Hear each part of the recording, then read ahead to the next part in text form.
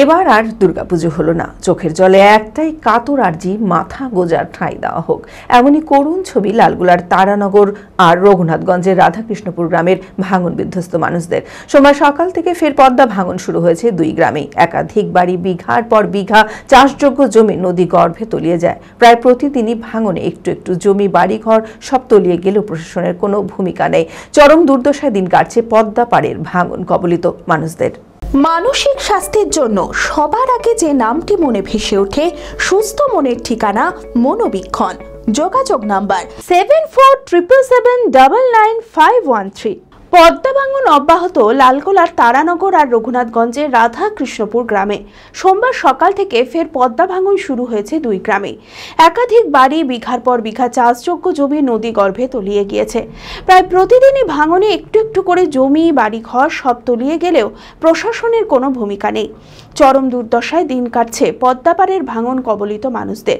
যে কোনো সময় পদ্মায় তলিয়ে যেতে পারে একাধিক বাড়ি, জমি। আতঙ্কে বাড়িঘর ভেঙে জিনিসপত্র নিয়ে অন্যত্র পালাচ্ছে গ্রামবাসীরা। ভাঙনের আতঙ্কে ঘুম ছুটেছে গ্রামের মানুষের। এলাকায় যাতে কোনো অপ্রীতিকর ঘটনা না ঘটে মোতায়েন করা হয়েছে বিশাল পুলিশ বাহিনী। মোটামুটি 4-5 দিনের ভিতরে আমাদের রাধাকৃষ্ণপুর মোটামুটি 2 ঘন্টাতে 10-15 বিঘা এরিয়া ভেঙে যায়। তাতে 10খানটা বাড়ি জলে তলিয়ে যায় এবং তাড়াহুড়া করে আশপাশের বাড়িগুলোকে সব ভেঙে চুরে যতটা পেরেছে টেনেছে। এবং তারা আপাতত এখন আছে প্রাইমারি স্কুলে শিফট আছে, ওখানে খাওয়া দাওয়া, ওখানে থাকা খাওয়া সব কিছু হচ্ছে। পুলিশ যখনকে দরকার তখন প্রশাসন পাওয়া যায় না আমাদের এখানে।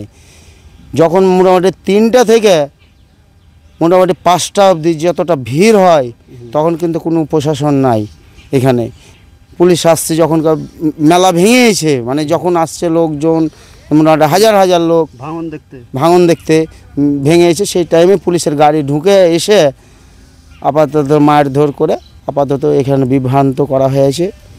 তারপরে এবার গ্রামের লোক ছেলেপেলে সব মোটামুটি নাই করে 200 জনা আগে যেই করে, যে স্যার মেরেছিল সে পালিয়ে যায় এবং ছেলেপেলে যে গাড়িকে আক্রমণ করে, গাড়িটা ভাঙচুর করে। এই অবধি খোলা আকাশের নিচে রেধে বেড়েই চরম দুরাবস্থায় দিন কাটছে ভাঙন বিধ্বস্ত মানুষগুলোর। এবার আর দুর্গাপুজোর উৎসব নেই গ্রামে। নতুন জামা কাপড় জুটবে কি করে?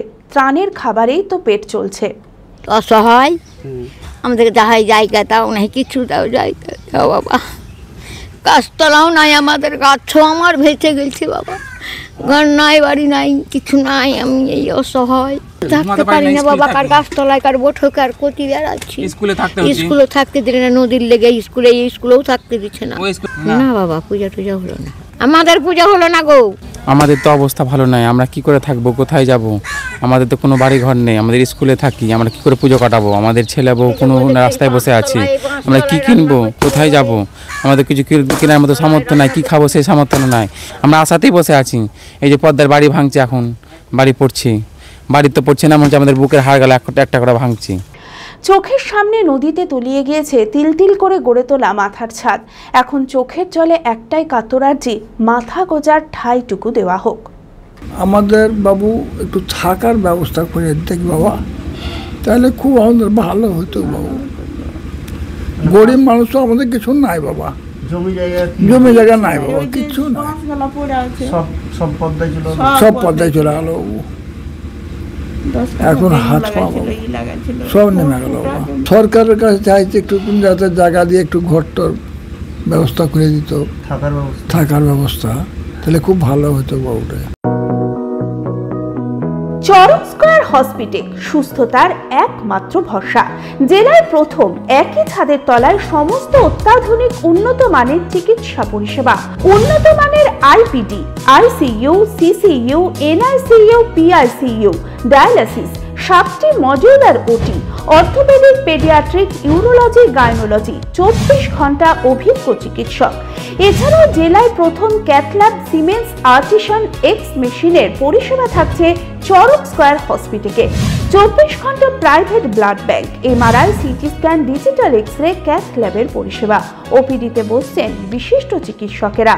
রয়েছে স্বাস্থ্যসাথী কার্ডে চিকিৎসার সুব্যবস্থা। চরক স্কয়ার হসপিটাল, 79 পঞ্চানন তলা, চালতিয়া, বহরমপুর, মুর্শিদাবাদ।